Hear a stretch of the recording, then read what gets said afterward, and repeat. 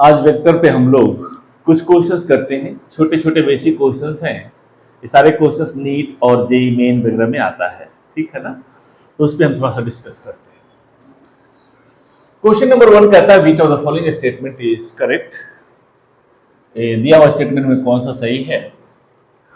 अब जानते हैं 10 kg plus 5 kg that is equal to 15 kg, लेकिन 10 kg plus 5 metre is equal to what. तो एडिशन और सब्ट्रैक्शन हमेशा सिमिलर डेरिवेटिव सिमिलर फंक्शन में होता है, क्लियर ना, राइट। डिसिमिलर फंक्शन में एडिशन और सब्ट्रैक्शन नहीं होता। यहां देखिए वेक्टर प्लस वेक्टर स्केलर नहीं हो सकता, वेक्टर प्लस स्केलर वेक्टर नहीं हो सकता, वेक्टर प्लस वेक्टर वेक्टर हो सकता है। So this is the correct answer. दूसरा बेसिक क्वेश्चन देखते हैं, what is the unit vector of i and j. I plus j का यूनिट वेक्टर क्या होगा, जगह छोड़ना चाहिए था, खैर जो भी है हो जाएगा यहां। यूनिट वेक्टर जैसे आप जानते हैं वेक्टर पी, कोई वेक्टर यूनिट वेक्टर निकालना चाहते हैं तो यूनिट वेक्टर क्या होता है, यूनिट वेक्टर ये कितना होता है, p divided by mod of p, getting it ना। यहां निकालना चाहें तो वेक्टर कितना होगा, i plus J divided by mod of i plus J 1 square plus 1 square under root, this is 1 square plus 1 square under root means I plus j divided by 2, right, 1 plus 1 2 under root 2. So this is the answer of unit vector. Now next निकालने कहता है vector a plus b is equal to vector a minus b, find the angle between vectors a and b, a और b के बीच angle निकालना है। तो angle निकाला तो वैल्यू लाना पड़ेगा, मींस हमें मैग्नीट्यूड देखना होगा। इसमें a प्लस बी है, आप जानते हैं इसको ऐसा भी लिख सकते हैं vector a plus vector b का mod is equal to vector a plus vector minus b का मॉड, हम ऐसा भी लिख सकते हैं। और आप जानते हैं इसका मैग्नीट्यूड कितना होता है, a square plus b square plus twice a b cos theta, और इस केस में कितना होगा, a square plus b square minus twice A B cos theta, ऐसा कुछ होगा, राइट। अगर इसको करें तो ये कैंसिल्ड आउट होगा, लिख सकते हैं आप 4ab cos theta that is equal to 0 implies cos theta is equal to 0 upon 4ab, right. 2 to 4 हो गया था आपका, that is 0 means theta is 90 degree. So this is the answer. Next आसान क्वेश्चन देखते हैं। एक कहता है the resultant of two vectors of 6 units and 4 units can not be 10 units, 8 units, 2 units and 1 unit. Resultant आप जानते हैं r equal to होता है कितना, p square plus q square plus twice p q cos theta multiplied by under root. आप यहां से जानते हैं कि r max is equal to p plus q and r min is equal to p minus q। तो इसका maximum value जो होगा इतना होगा और मिनिमम इतना होगा, ये दोनों के बीच लाई करेगा और डिपेंड करता है दोनों वेक्टर्स के बीच एंगल क्या है, क्लियर। तो इस केस में अगर निकालना चाहें तो r max is equal to p plus q, mod लेना है हमें, तो 6 plus 4 is equal to 10 units and r min is equal to p minus q is equal to 6 minus 4 is equal to 2 units, और बाकी इसी के बीच में लाई करेगा 2 और 10 यूनिट्स, डिपेंड करता है दोनों के बीच का एंगल क्या होगा, 1 यूनिट कहीं नहीं होगा। नेक्स्ट क्वेश्चन कहता है which of the following set of vectors can produce zero resultant. Zero resultant के लिए आप जानते हैं ट्रायंगल्स लॉ में, suppose this is vector a, this is vector b and this is vector c, getting it, a plus b plus c equal to 0 होता है। तो यहां थोड़ा सा लिख देता हूं, to produce zero resultant sum of any two vectors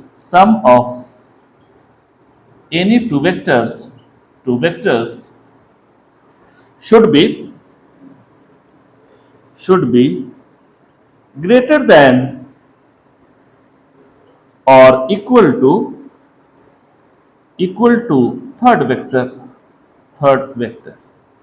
zero resultant produce करने के लिए कोई भी दो का सम तीसरे से ज्यादा होना चाहिए, ये दोनों का सम इससे ज्यादा, ये दोनों का सम इससे ज्यादा।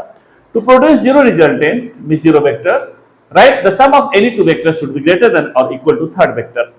अगर इस केस में देखें तो 4 प्लस 1 देखिए 6 से कम है, 6 प्लस 1 4 से ज्यादा, कोई भी दो वेक्टर को ऐड कीजिए तो ये नहीं हो सकता।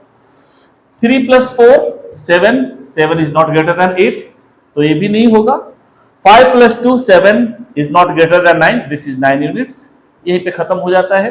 डी में देखिए 7 plus 2 9 greater than 6, 6 plus 2 8 greater than 7, 6 plus 7 greater than 2, so this is the correct answer. ठीक, next, the resultant of two forces acting at an angle of 120 degree is 10 Newton and is perpendicular to one of the forces, find the value of other force.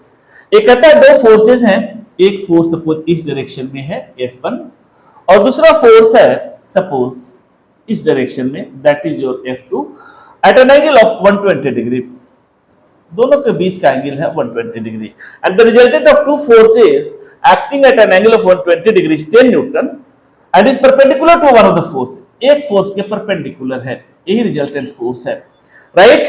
Understood है? Perpendicular कुछ इस तरह से होगा और इसका value दिया हुआ है 10 न्यूटन।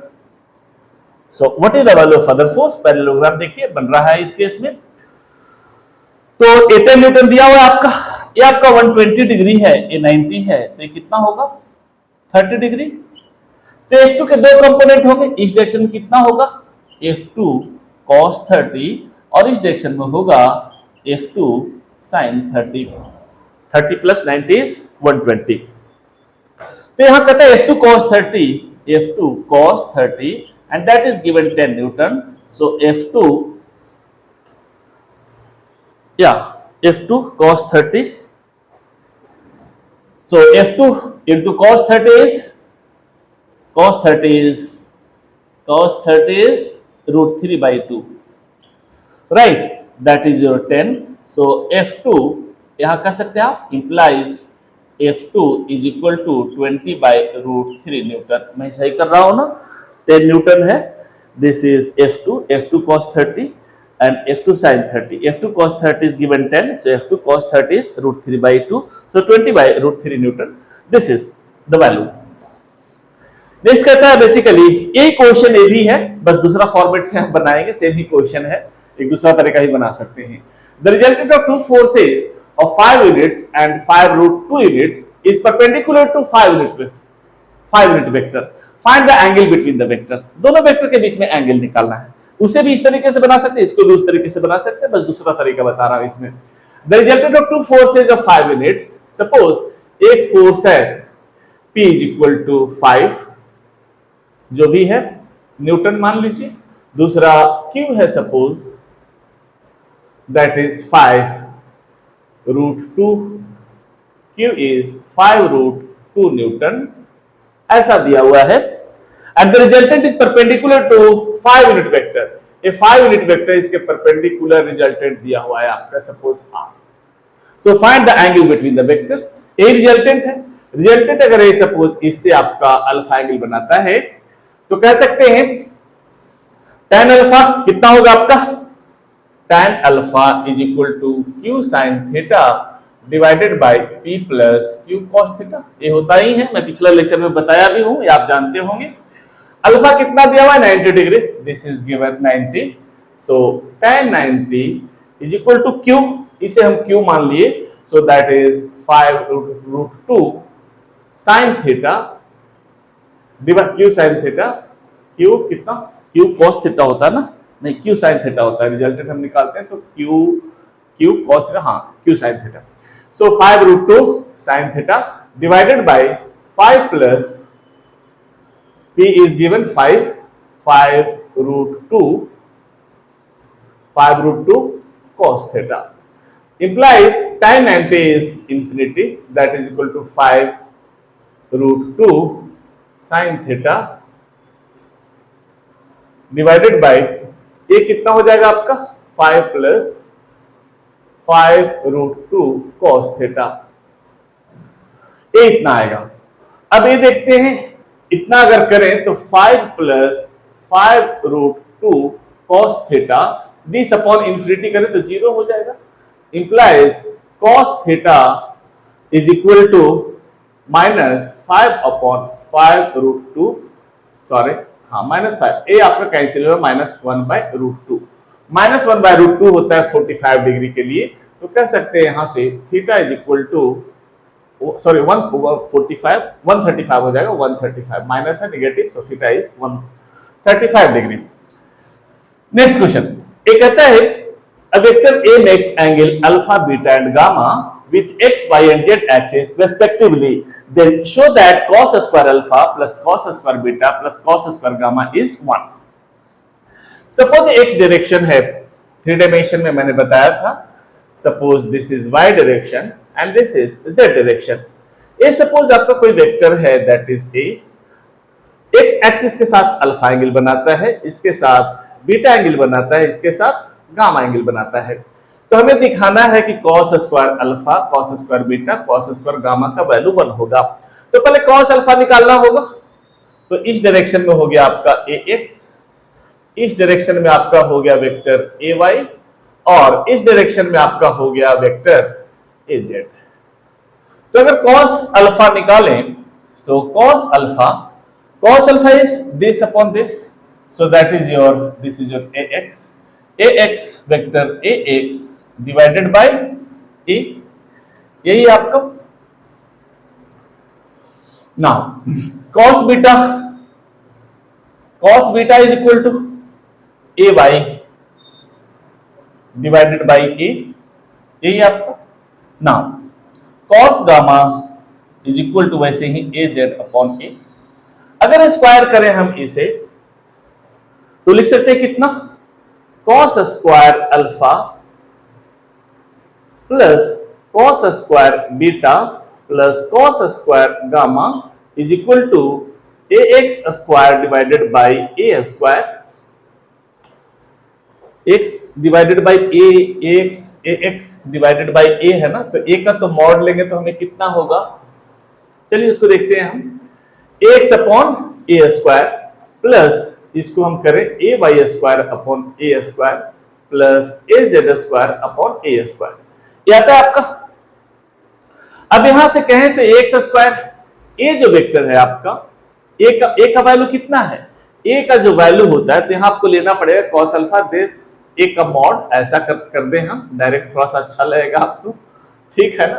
तो वेक्टर a का जो मॉड होगा, अगर a इज इक्वल टू, हम मान लिए x था, vector a was iax plus jay plus kaz, तो यहाँ a का मॉड अगर निकालना चाहें तो कितना हो जाएगा, x square plus ay square plus az square under root, right, ऐसा होगा।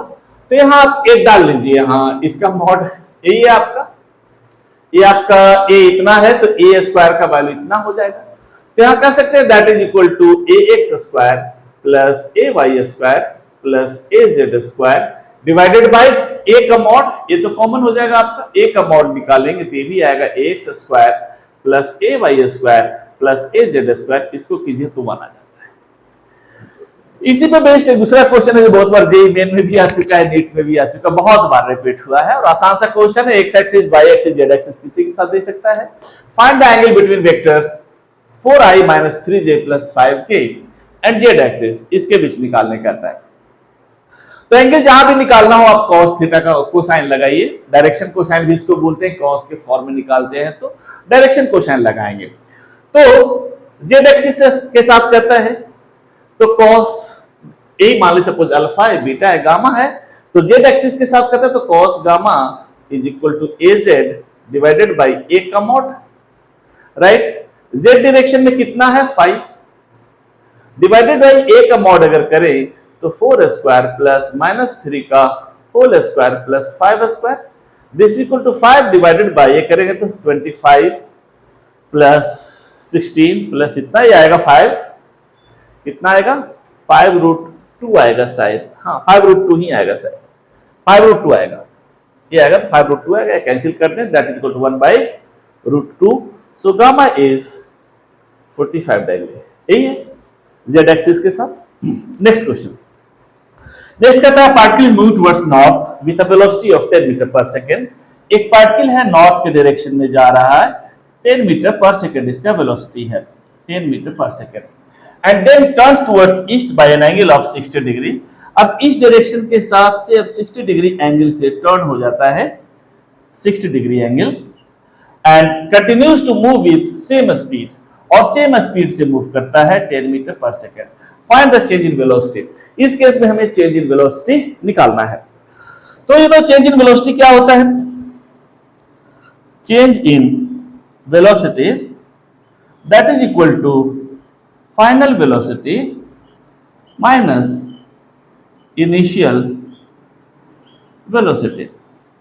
अब चेंज इन स्पीड जीरो होगा, लेकिन चेंज इन वेलोसिटी जीरो नहीं कर सकते क्योंकि डायरेक्शन चेंजेस। सपोज ए डायरेक्शन है ए से बी और इस डायरेक्शन में है सी, तो इसको लिख सकते हैं 10 मीटर पर second B C minus 10 metre पर सेकेंड ए बी, कुछ इस तरह से। ये ए बी है तो इधर आप कर सकते हैं, ये डायरेक्शन होगा बी ए, तो जा रहा है इस डायरेक्शन, तो इसको इस तरह से भी लिख सकते हैं 10 मीटर पर second B C, change meter पर second B C minus 10 metre पर second minus B A, right, minus B A ऐसे है तो minus B A means A B हो जाएगा। इसको लिख सकते हैं 10 मीटर पर second B C plus 10 metre पर सेकेंड बी ए। ये हो गया इक्वेशन। सपोज वेलोसिटी है तो वेलोसिटी का इक्वेशन हो गया चेंज इन वेलोसिटी का। अब इसका मॉड निकालना चाहते हैं, मॉड निकालेंगे तो क्या करना पड़ता है? R is equal to P plus Q, और मॉड निकालते हैं तो P square plus Q square plus 2P cos theta, so that is equal to 10 square plus 10 square plus twice into 10 into 10 into cos। अब एक vector A है, दूसरा vector B है, दोनों के बीच का एंगल A 60 है तो 120 होगा, that is 120 डिग्री। अगर यहां से करें तो आप लिख सकते हैं that is under root, and that is equal to under root 100 plus 100 plus 200 into minus 1/2, 2 से 2 कैंसिल, 100 से 100, so that is 100 under root, that is your 10 metre पर second. This is the answer. ये कुछ बेसिक क्वेश्चंस थे vector का, फिर आगे का।